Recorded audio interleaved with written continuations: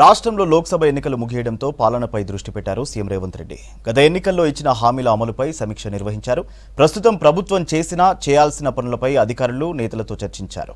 15 ఆగస్టులోపు రుణమాఫీ చేసేందుకు సర్కార్ కసరత్తు చేస్తోంది. రైతులకు ఇబ్బంది లేకుండా కొనుగోళ్లు సాఫీగా జరిగేలా చర్యలు చేపట్టాలని ఆదేశించారు.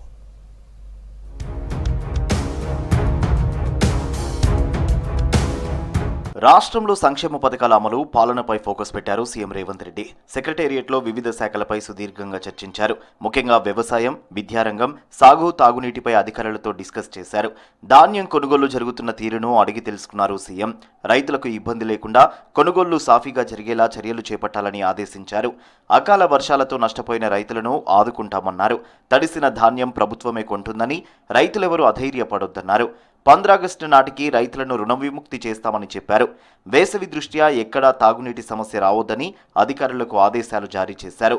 విద్యా సంవత్సరం ప్రారంభమయ్యే నాటికి విద్యార్థులకు నోట్, టెక్స్ట్ బుక్స్తో పాటు యూనిఫామ్లు స్కూళ్లకు చేర్చాలని ఆదేశించారు ముఖ్యమంత్రి. గ్రాడ్యుయేషన్ ఎమ్మెల్సీ ఉప ఎన్నికపై సమీక్షించారు సీఎం రేవంత్ రెడ్డి. నల్గొండ, ఖమ్మం, వరంగల్ ముఖ్య నేతలతో సమావేశమైన ఆయన కాంగ్రెస్ అభ్యర్థి తీన్మార్ మల్లన్న గెలుపు కోసం కృషి చేయాలన్నారు. 3 ఉమ్మడి జిల్లాల్లో మొత్తం 34 ఎమ్మెల్యే స్థానాలు ఉండగా 33 స్థానాల్లో ఎమ్మెల్యేలు ఉన్నారని, క్షేత్రస్థాయిలో కీలకంగా పనిచేసి ఎమ్మెల్సీ స్థానాన్ని కైవసం చేసుకోవాలని సూచించారు. జూన్ 2కి తెలంగాణ రాష్ట్రం ఏర్పడి 10 ఏళ్లు పూర్తవుతోంది. దీంతో పునర్విభజనకు సంబంధించి 2 రాష్ట్రాల మధ్య అపరిష్కృతంగా ఉన్న అంశాలపై రేవంత్ రెడ్డి ప్రత్యేక దృష్టి కేంద్రీకరించారు. రాష్ట్ర విభజన తర్వాత ఉద్యోగుల కేటాయింపు మొదలు ఆస్తులు, అప్పుల పంపిణీకి సంబంధించిన పెండింగ్ అంశాలన్నింటిపై నివేదిక తయారు చేయాలని అధికారులను ఆదేశించారు. షెడ్యూల్ 9, షెడ్యూల్ 10లో ఉన్న సంస్థలు, కార్పొరేషన్లకు సంబంధించిన పంపిణీ ఇంకా పూర్తి కాలేదు. పలు అంశాలపై 2 రాష్ట్రాల మధ్య ఏకాభిప్రాయం కుదరలేదు. విద్యుత్ సంస్థల బకాయిలు ఇంకా తేలలేదు. దీంతో ఇప్పటి వరకు చేసిన ప్రయత్నాలను ముఖ్యమంత్రి అధికారులను అడిగి తెలుసుకున్నారు. తదుపరి చేపట్టాల్సిన కార్యాచరణపై చర్చించారు. 2 రాష్ట్రాలు సామరస్యంగా పరిష్కరించుకునేందుకు వీలున్న ఉద్యోగుల బదిలీల వంటి అంశాలు పూర్తి చేయాలని ఆదేశించారు రేవంత్ రెడ్డి. 2 రాష్ట్రాల మధ్య సయోధ్య కుదిరిన వాటిని పరిష్కరించుకోవాలన్నారు.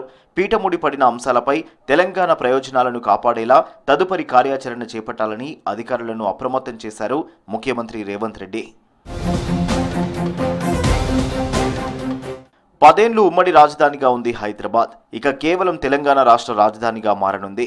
ఈ 10 ఏళ్ల కాలానికి ఏపీకి కేటాయించిన లేక్ వ్యూ గెస్ట్ హౌస్ వంటి భవనాలను జూన్ 2 తర్వాత రాష్ట్ర ఆధీనంలోకి తీసుకోవాలని ముఖ్యమంత్రి అధికారులను ఆదేశించారు.